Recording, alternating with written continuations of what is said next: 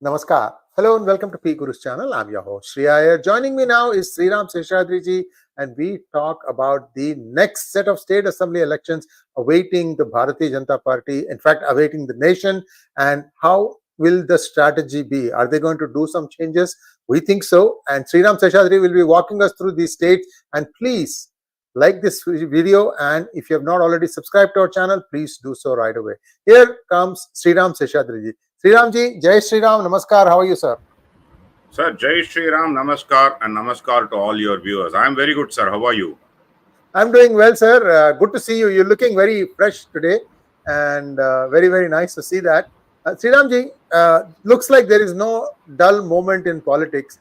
They haven't even taken their breath after running so many sprints that already now there's Haryana election and Maharashtra election. Then after that, Jharkhand election, the next 6 months.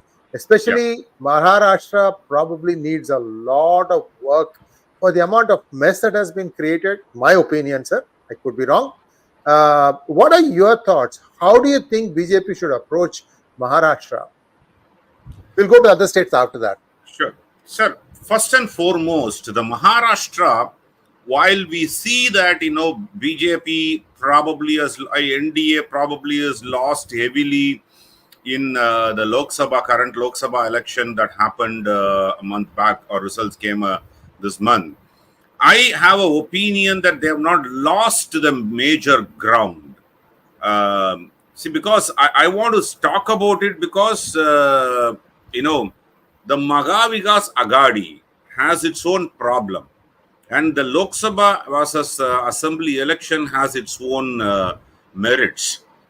For example, when 2019, when the election happened, BJP and Shiv Sena fought the election together. The unified Shiv Sena fought the elections together. And the conversion rate of BJP was far higher than, Shiv Sena. 288 seats in total. And people expected, in fact, that time, once again, there was probably the media myth that how much is what the BJP alliance is going to get. Is it going to be 250 or 270 or 220? But nobody doubted that, BJP alliance will not win.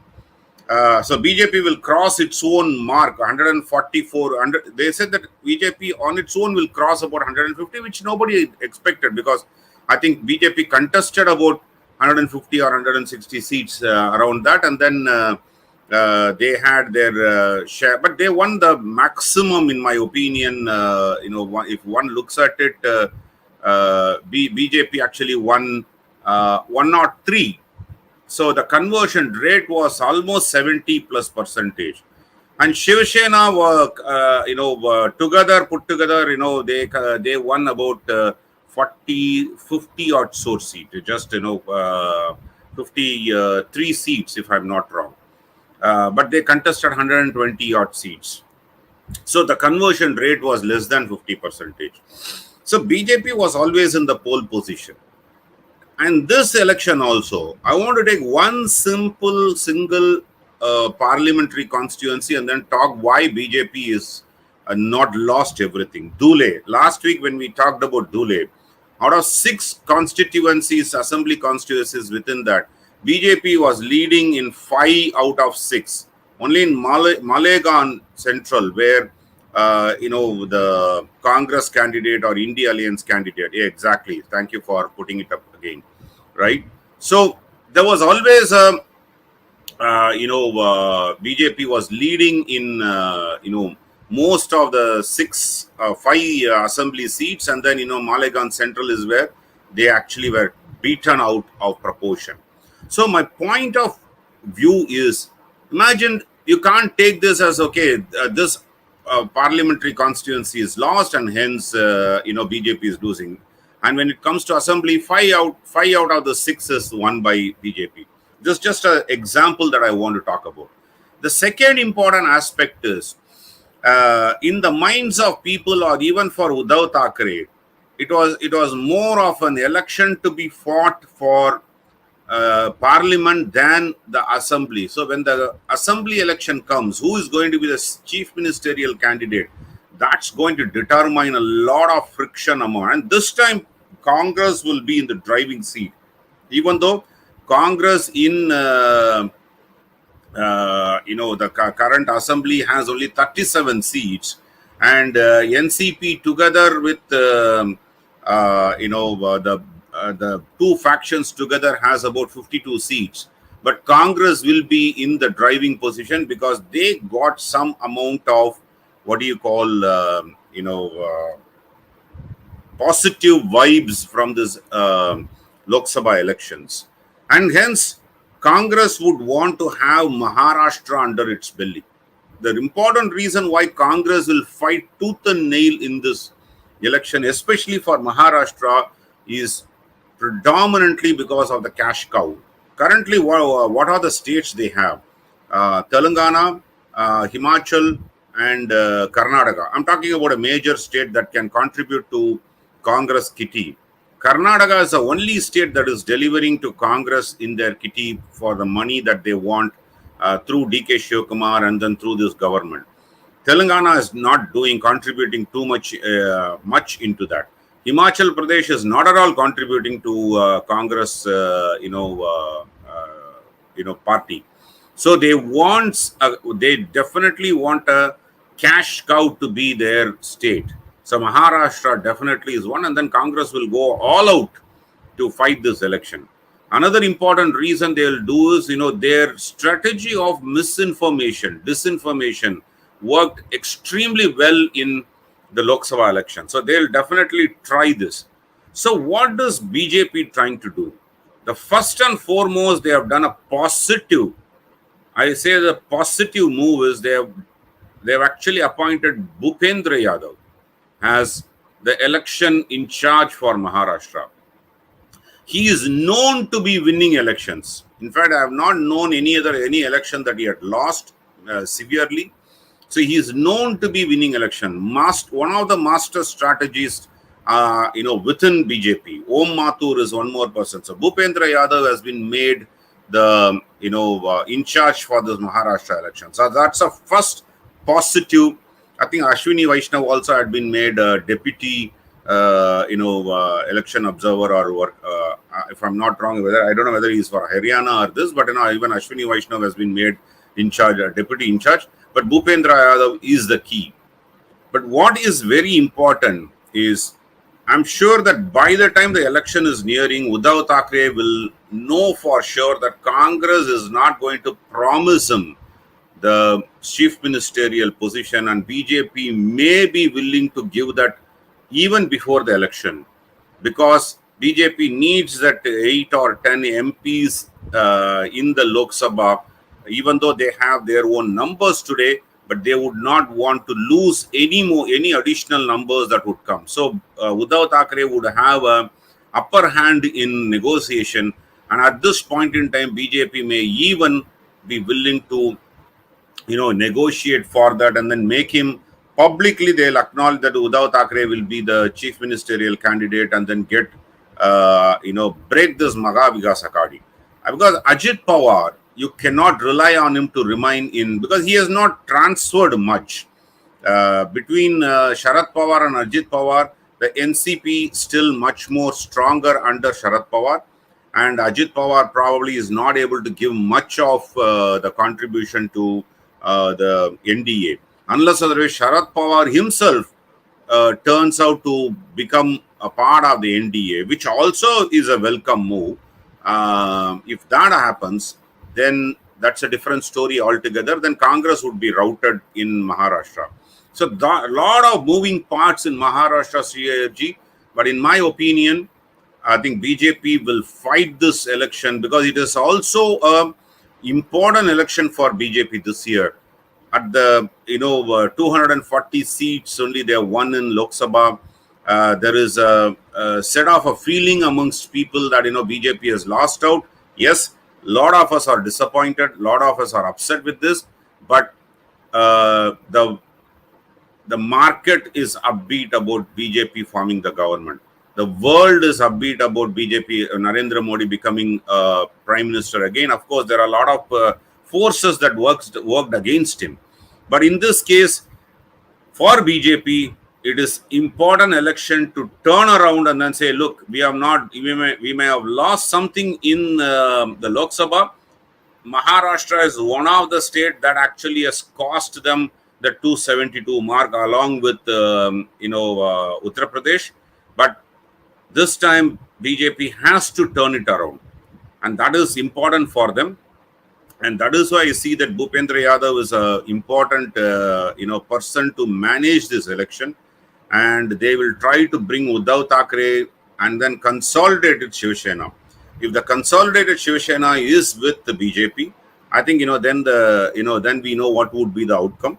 But even then, if they are not going to be there, and then only the current 𝗥𝙧𝙤𝘀 group is going to be with them also, not major thing is lost. Only thing is BJP has to work much more harder.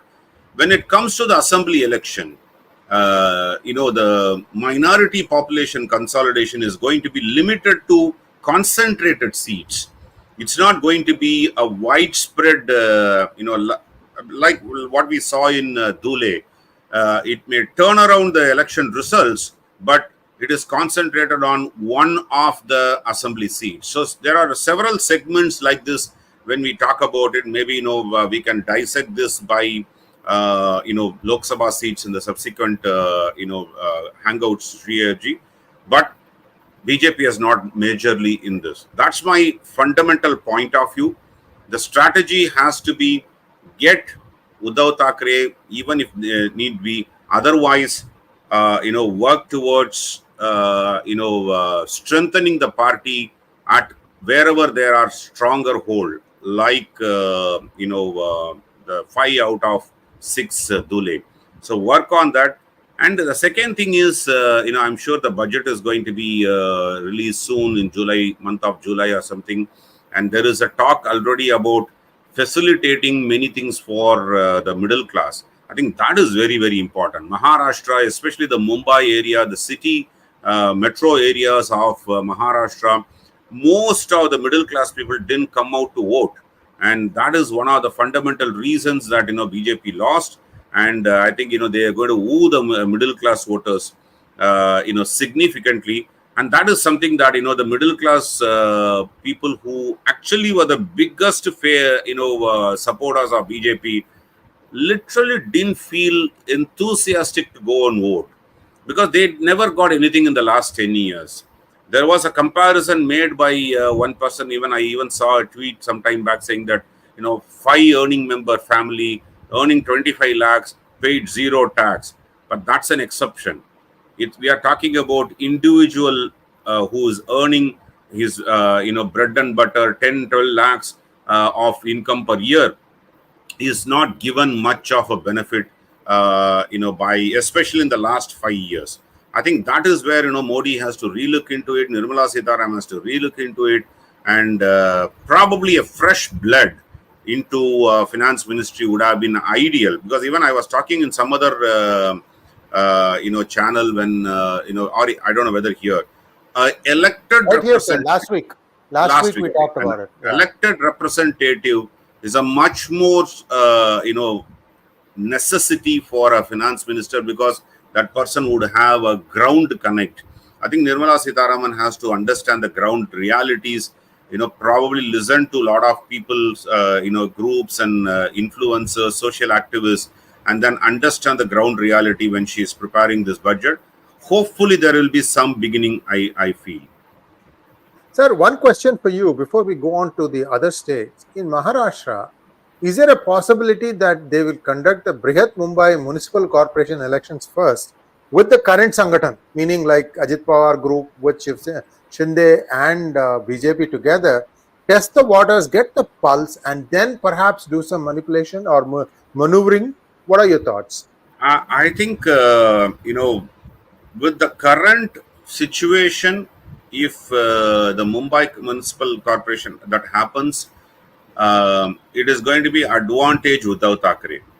I think that is what is probably, it's a 50-50 chance that, they can change the narrative, would be my thought process.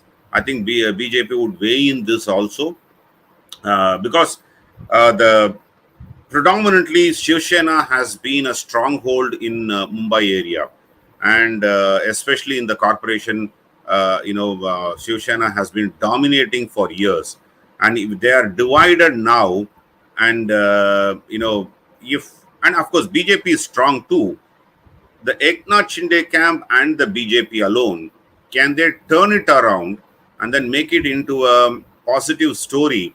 I don't know whether they would want to take this risk, because hardly they have about 4 to 5 months time, and unless otherwise the Mumbai corporation election happens within a month, and then if they lose badly, is there a way to correct it, or go to Uddhav Thackeray and then ask him for his support?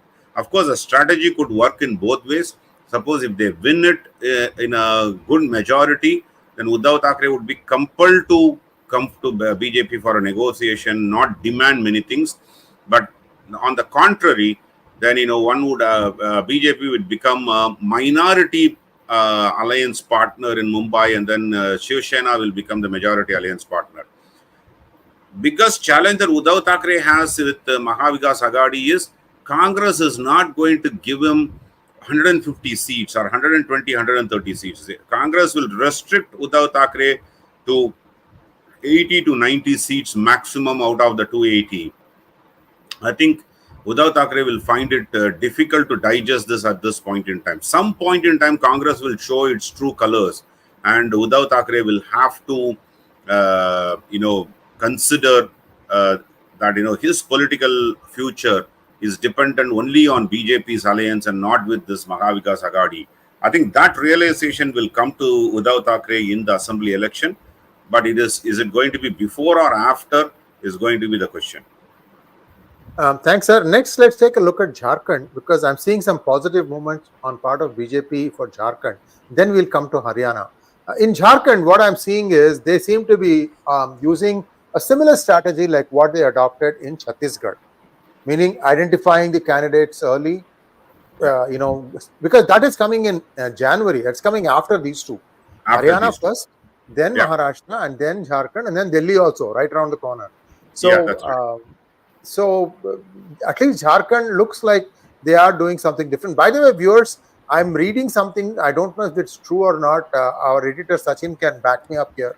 There has been a new law passed about this examination, coaching centers and cheating in entrance exams. This is a very, very strict law. It looks like the fines are very high and the imprisonment is 10 years. If I remember correctly, reading the article about this new law. This is like late last night, I think. We'll try to give you updated. Law has come into effect from yesterday. Yes, I'm beginning to sound like a newsman. Suddenly, I'm reading it all excited.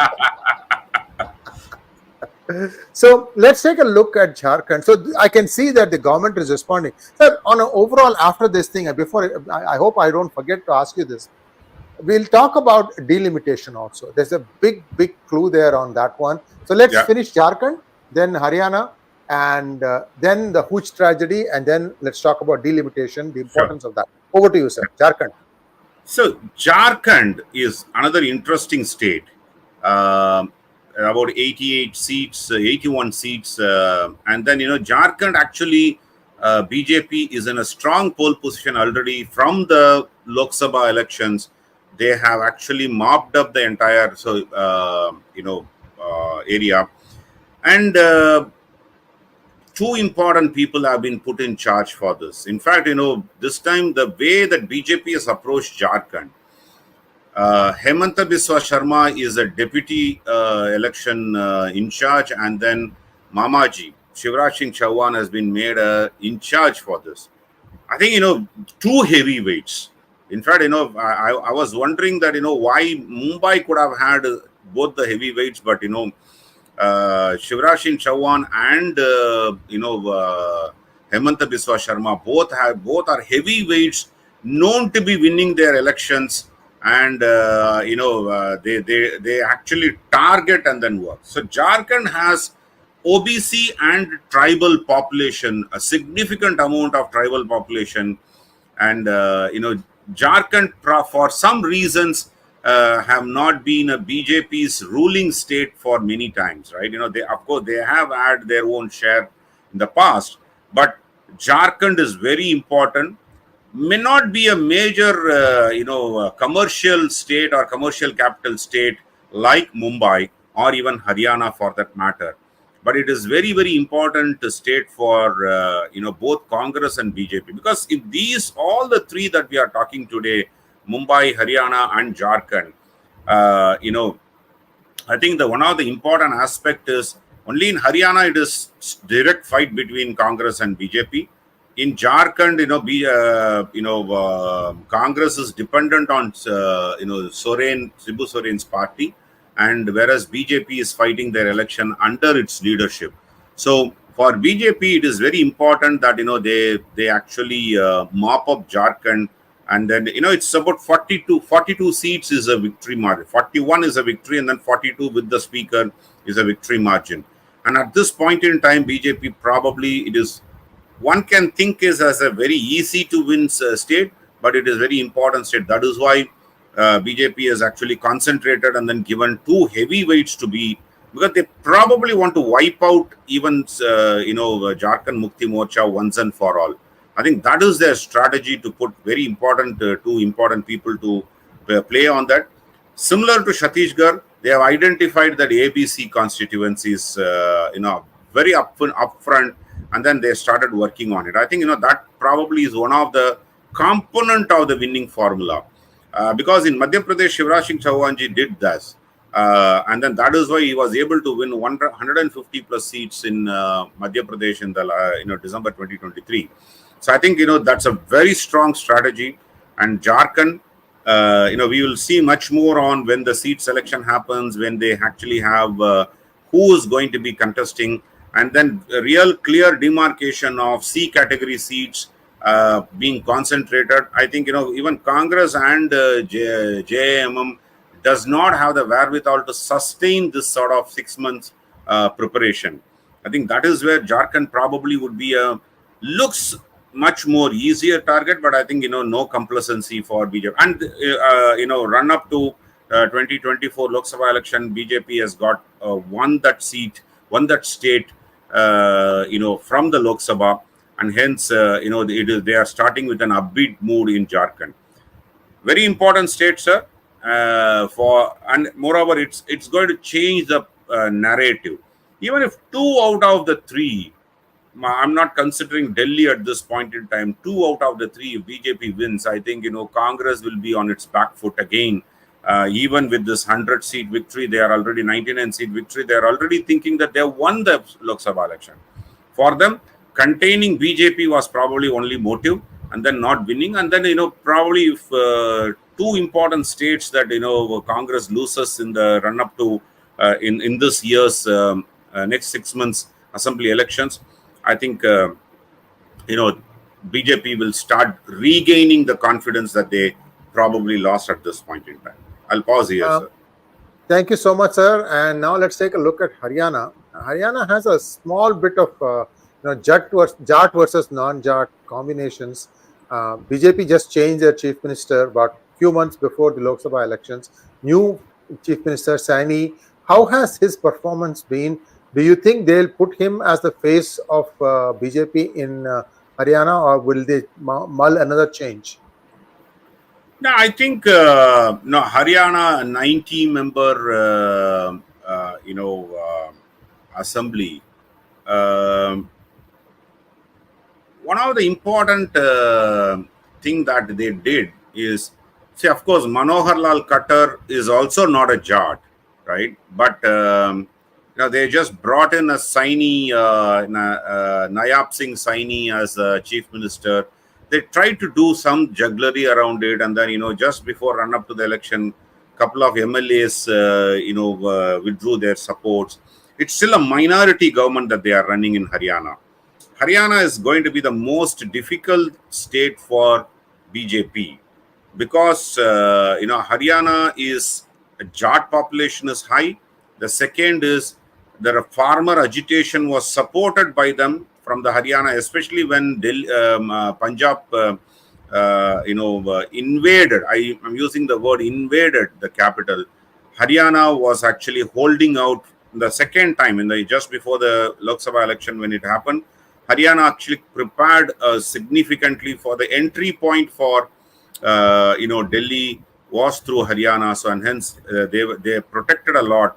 And of course, Haryana farmers also had been a little bit upset about it. Dharmendra Pradhan had been made the in charge of Haryana election. He is known to win very difficult elections. 2017, I think he was in charge of UP election, and then they mopped up about 300 plus seats in Uttar Pradesh. So he is known to win difficult states, in the past. But Haryana is going to be the major challenge amongst the three states for BJP. Congress is in a much more better position. In the Lok Sabha election, it is a 50-50 win rate for both BJP and Congress. And BJP has to do a lot more in the next 2-3 months before even they try to work for the election. One good news is, if you look at one second, I'm just trying to get the name of that person.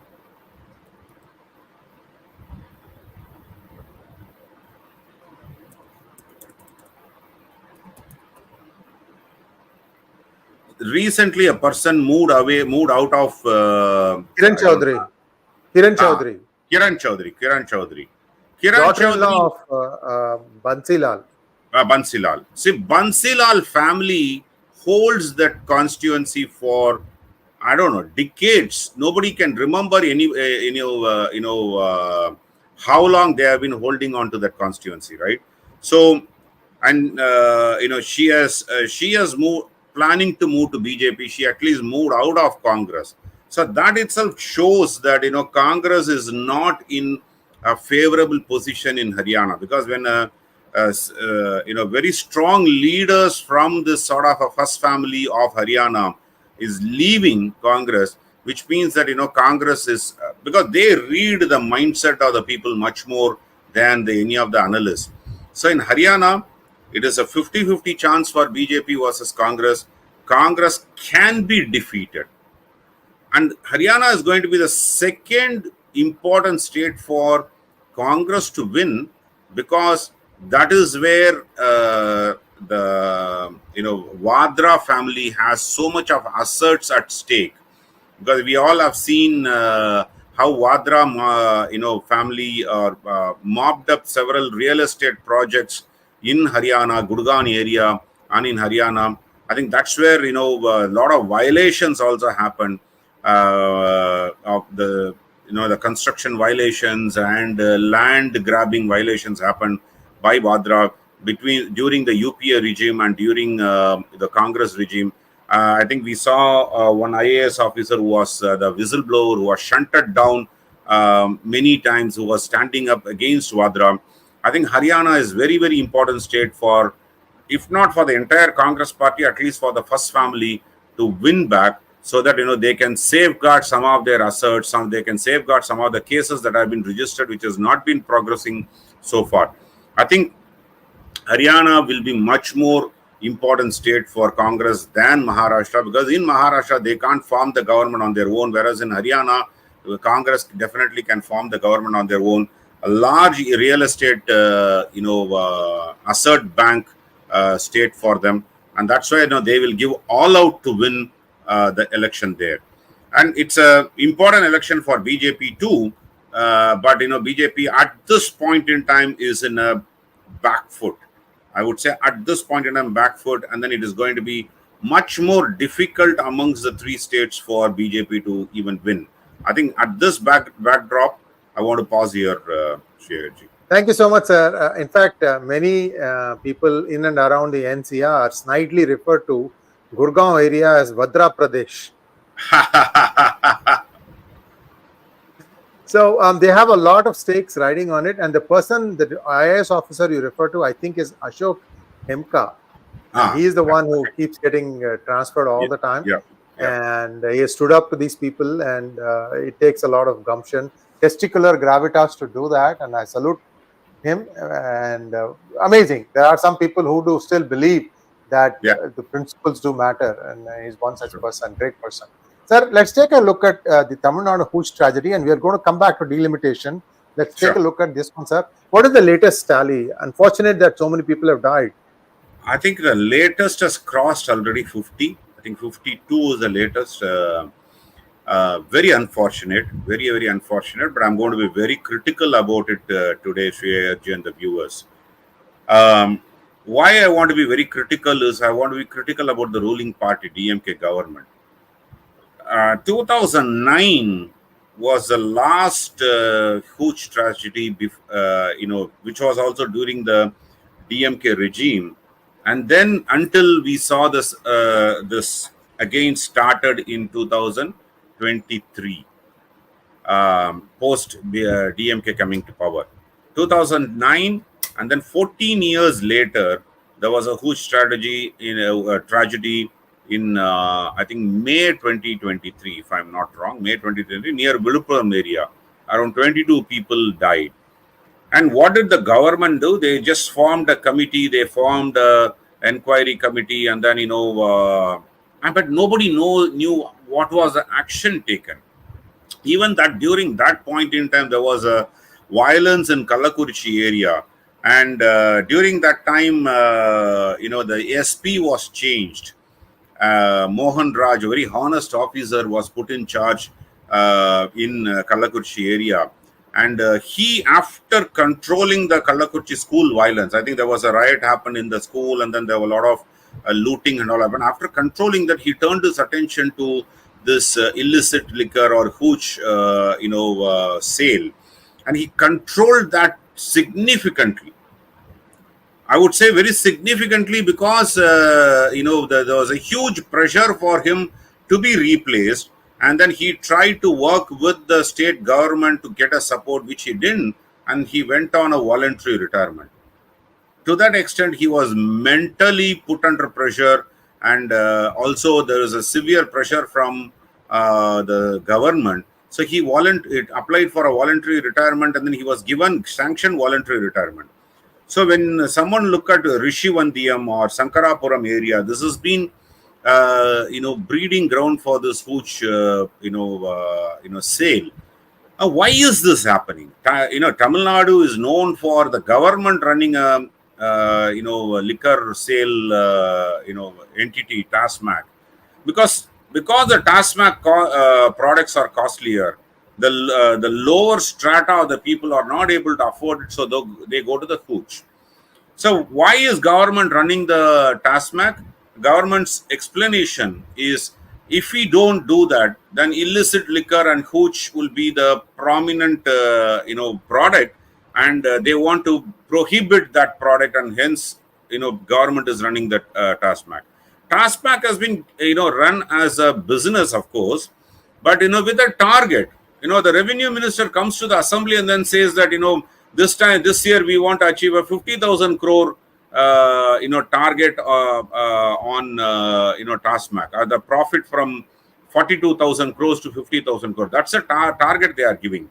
And when Kadalur district, especially Kadalur TASMAC sales went down, police goes into a overdrive and then checks all the vehicles coming from Pondicherry, and the liquor has been taken. Lots of liquor, barrels, bottles after bottles, or cartons after cartons have been moved in a private vehicles. They destroy that. So the government is working towards instead of anti-liquor policy, prohibition policy, government itself is working towards how can I make my citizens to drink.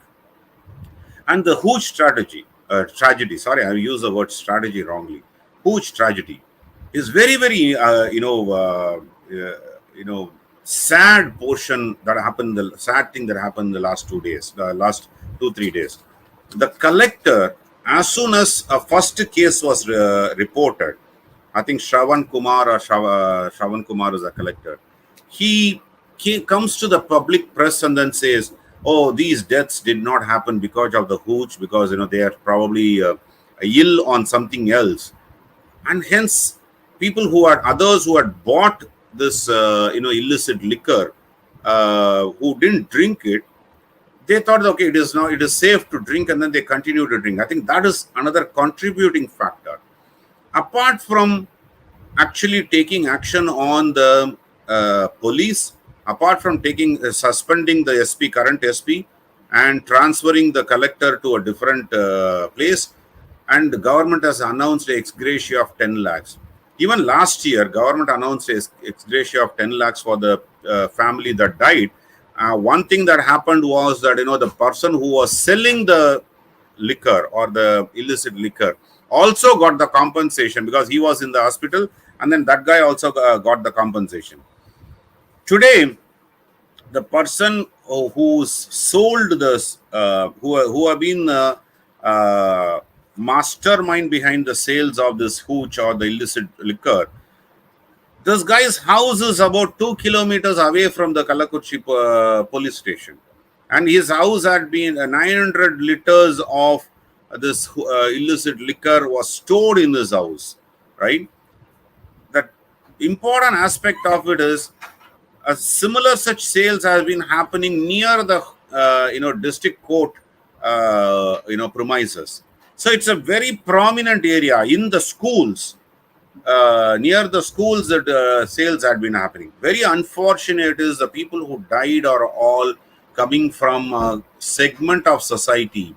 They are all scheduled caste society. Parayar is a community they all come from. And Tirumavalavan, who actually calls himself as a savior of this particular community segment of scheduled caste community, is silent. He's not even opening his mouth, sir. And this 10 lakhs compensation, I'm personally against it. The bereaving family needs to be supported, no doubt about it. But what does it do is it is inciting a wrong behavior.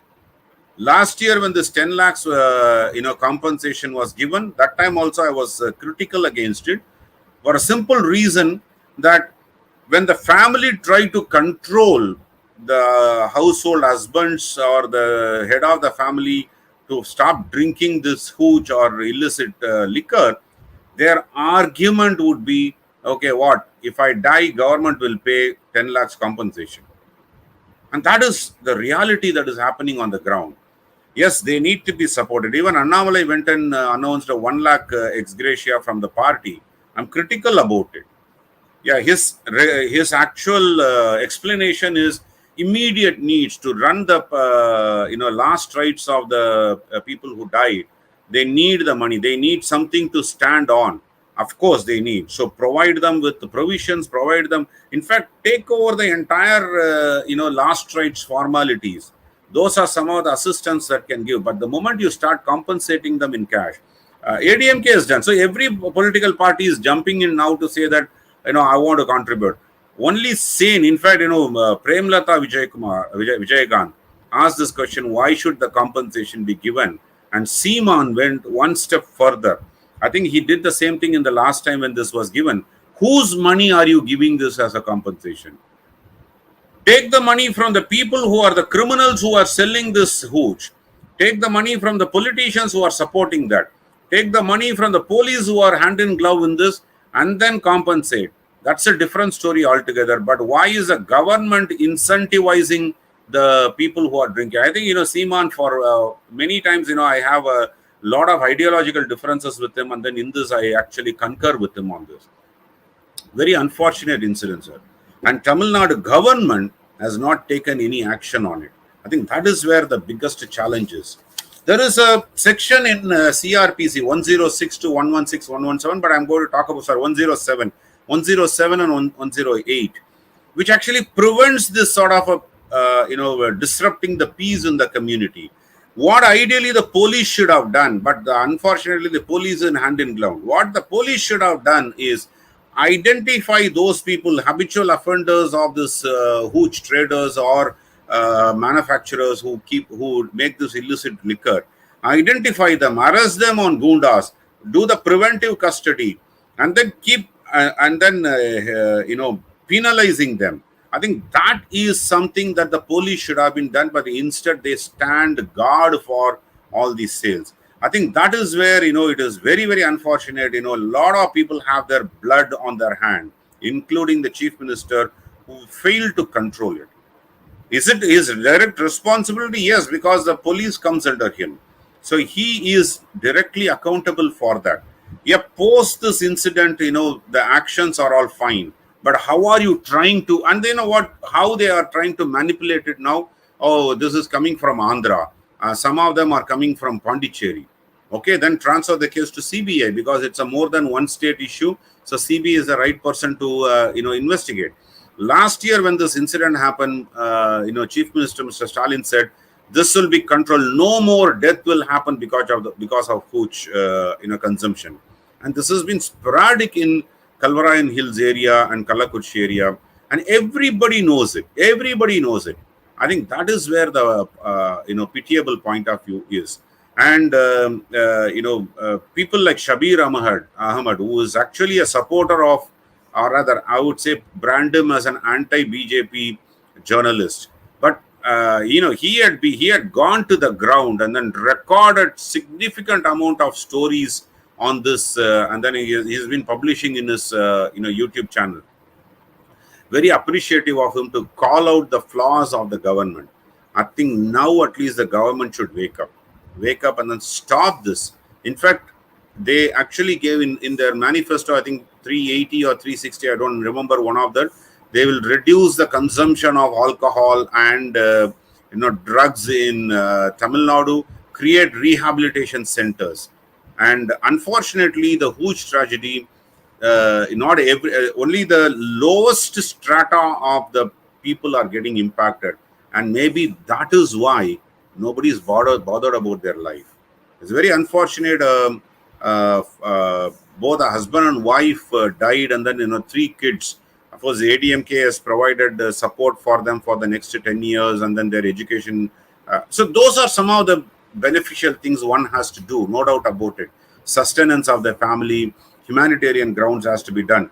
But the government going out and doing the compensation is probably incentivizing a wrong behavior, in my opinion. They need to control this. I don't know whether the government will do that. I pause here, sir. It's a very, very hard moment for people of Tamil Nadu, because when we see that the youngsters are getting addicted to drugs, because all these hooch, when it is at a low cost but gives you a higher intoxication compared to the 𝗤mac products. I think that is why this has to be stopped, come what may.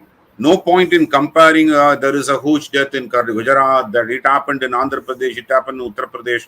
Everywhere it is a problem. So giving an excuse that it happened every other place doesn't normalize the things. I think that's where the government and their spokesperson should wake up and then say that yes, it is a problem and we need to curtail it. Thank you, Sriramji. We'll take up the delimitation next week because we are running out of time and we have a back-to-back Tamil also following. We have a few questions, Sriramji. Let's take some questions now.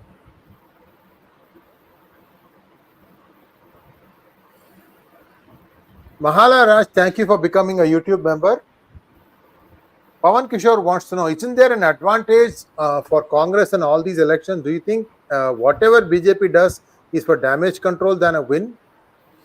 Pawan Kishore, I don't know. I don't think it is advantage. Yeah, Haryana for sure is advantage Congress, no doubt about it. BJP has destroyed its local satrap. They have destroyed its party missionaries to a major extent in Haryana. So it is definitely advantage. So the damage control or even turnaround can happen in 6 months' time because they have a strong party, base in Haryana. So they can turn it around. Jharkhand, I don't think it is advantage Congress at all. It is, of course, there is an advantage BJP there.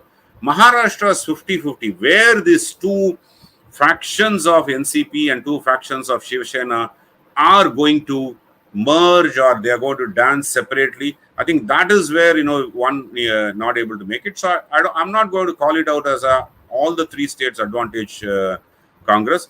Delhi, for sure, not advantage Congress. Right, it's between AAP or BJP, but for sure not advantage Congress. So it is not advantage Congress at all to me, in my mind. Next question, please.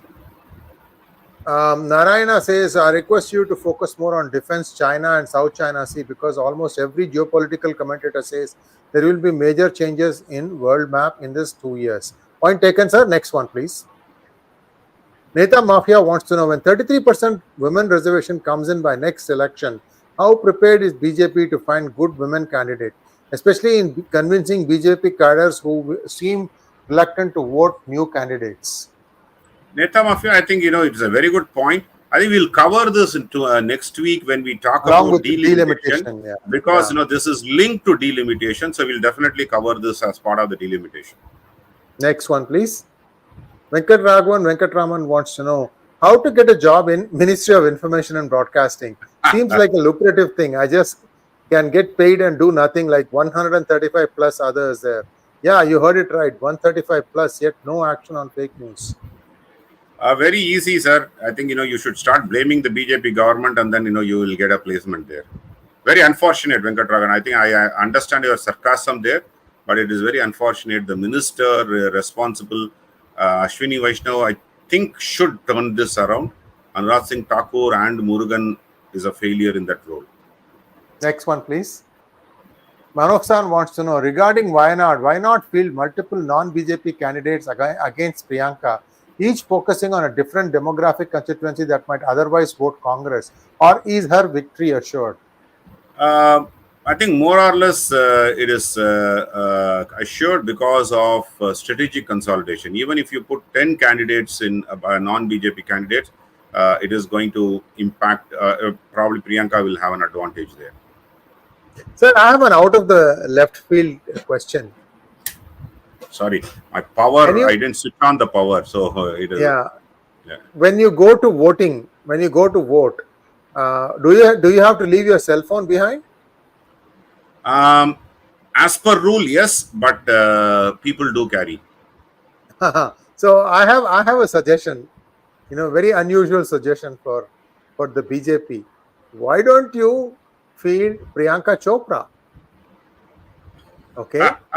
First thing is name confusion. Yes. Second thing is you can have her say, anyone who can prove that they have voted for BJP, I will give you a picture with you. You can come take your picture with me, but you have to show proof. What is the proof? You show that your symbol is, lotus. Then I know that you have voted for them. Then I'll give you my picture. Autograph it too. So this is something that you can do. Sir, this is just out of the field. I'm not joking. Yeah. It's possible to do something like this, because I think that this dynasty always had a lot of hubris, and now they are riding at the top now. And something like this, where it's a little quirky, unusual, but still thought-provoking, who knows? It might work wonders. Okay. DM wants to know, is new airport in Chennai an indication that there are big development projects in MNCs coming to Chennai? Any new development projects on cards which will convince the voters? Sir, at this point in time, DM, the new airport in Chennai has been in talks for last almost 10 years. And then DMK actually opposed the new airport. Now they are supporting it. So I think this has been long overdue. It is not linked to any developmental projects. There are several developmental projects that are happening. Only thing is, by BJP, as usual, is not good in taking this to the masses. I think there are several developmental projects happening, infrastructure projects happening. And what happens to Vedanta's, closure, Sterlite closure? After that, has there been any reduction in cancer or the pollution in that area? Thoothukudi district had the lowest cancer affected patients in Tamil Nadu. And they all said that, it is because of Sterlite, a lot of people are, becoming cancer patients. It was a false statement. And government, even government couldn't defend this, central government couldn't defend this in the court of law. So the question is how, the developmental projects are stalled. The 8-lane between Salem and Chennai, same D1K government stopped it, and then now they are calling it as a greenway or green highway. So how does it differ? It is still 8-lane. It is still the same route that is flying, but because they have the power of the media and the ecosystem that can jump at will to protest anything, and they were able to manage it. Whereas I'm not saying that opposition should go and stall it now. but at least they are not able to bring this to the people's attention that, the hypocrisy of the DMK. I think until such time, how much our development happens, if the voters are going to be moved towards DMK only. Thank you, sir. Thank you, Shyam Tarun, for your super sticker. Here's a question also. Any prediction on next BJP president? At least till these 3 elections are going to happen, I think I heard that JP Nadda would be extended. So no predictions at this point in time, Shyam. Okay. Thank you so much, sir. And viewers will be back again doing a Tamil session with Sriram Seshadri. Please like, share, and subscribe to our channel. Don't forget to click on the bell button for notifications. Namaskar.